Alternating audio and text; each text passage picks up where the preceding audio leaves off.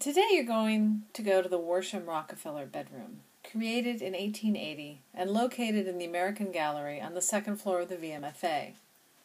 A number of short stories we've read recently have been very concerned with domestic space and the possibilities and limitations of the same. Domestic space is often marked as feminine, whether it's a kitchen or a bedroom, and can be seen simultaneously as empowering or repressive. The room you're looking at was created in 1880 and is decorated in the style of the aesthetic movement. The aesthetic movement, or aestheticism, was a movement dedicated to pure beauty. Art for art's sake was its slogan, and one of the main tenets of aestheticism was that art was not confined to painting and sculpture and the values of the art market. Rather, it was thought that the potential for art is everywhere, in homes, public buildings, in the detail of domestic architecture. As a style, aestheticism was elaborate, elusive, extravagantly literary, infused with the love of the medieval, going overboard for the exotic and outlandish, and thus might be really appropriate for women who have powers of fancy or imagination and might have perhaps a literary bent. This bedroom belonged to Arabella Worsham Huntington, a native of Richmond, who grew to become one of the wealthiest women in the country. A certain mystery surrounds Arabella, or Bella as she was known, who commissioned this bedroom and indeed all of the furnishings in this mansion on West 54th Street in New York. Although she once claimed that she was born in Alabama, the evidence suggests that she was in fact born Catherine Arabella Duval Yarrington here in Richmond in 1850. She grew up in a residential hotel run by her mother east of the capital, near brothels and gambling establishments, and in sort of a sketchy part of town. In her early teens, that would be during, of course, the Civil War, Arabella became involved with John Worsham, a gambling establishment owner 22 years her senior.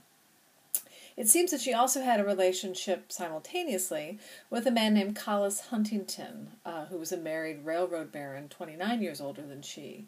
And if you're familiar with the Huntington Library and Museums in California, those were founded by him and her, and named made possible as a result of his wealth. Arabella and her mother followed Worsham to New York, where he had other business establishments, gambling houses, and she began calling herself Arabella Worsham, although there's no evidence that the two were ever actually married. She became pregnant and spent some time in Galveston, Texas, with relatives while awaiting the birth of her child, and showed back up in New York with a son. Arabella's relationship with Worsham ended in 1870, and her circumstances improved dramatically. She, her mother, and 5 servants were soon living in the mansion from which this room came, and she took frequent business trips with Huntington, who called her his niece. They married in 1884, although some say that she was his mistress for years before, and believed that her son was actually his, rather than Worsham's. Huntington died in 1900, and Arabella was believed to be the richest woman in America at the time. She married Huntington's nephew, Henry, also a railroad tycoon, but closer to her own age. They lived together until her death in 1924. While some of her life remains a bit of a mystery, we know that she traveled extensively, educated herself, spoke fluent French, and built a wonderful collection of art, and also had clearly refined aesthetic taste, as this bedroom and the rest of the home would suggest. The room, which is the only period room installation at the VMFA, was part of the mansion that Arabella sold to John D. Rockefeller in the 30s before she moved to California, after marrying Collis Huntington. It is furnished with a half-tester sleigh bed, various case pieces, bureau, wardrobe, cabinet safe, and damask-upholstered seating, all framed by an intricately detailed architectural setting, complete with pale-toned ceiling and wall coverings. It has ebonized furniture inlaid with Asian-inspired leaf and vine motifs. A significant highlight of the room is its extraordinarily evocative Turkish niche, which you'll see it's sort of off to the right when you're looking at the room. The room represents the very highest style of the aesthetic movement, and according to Susan Rawls, assistant curator of American Decorative Arts at the VMFA, it's fascinating locally because it represents that postbellum period in the war-ravaged South when people could, if they had her determination, reinvent their lives. She really reconstructed herself. Dr. Sylvia Yant, VMFA's Lewis B. and Harwood Cochrane Curator of American Art, and an expert on the aesthetic movement, says the distinctive bedroom will reveal aestheticism's comprehensive approach to interior decoration. It will also resonate historically in local and national terms, allowing us to explore themes of personal migration and reinvention in postbellum America.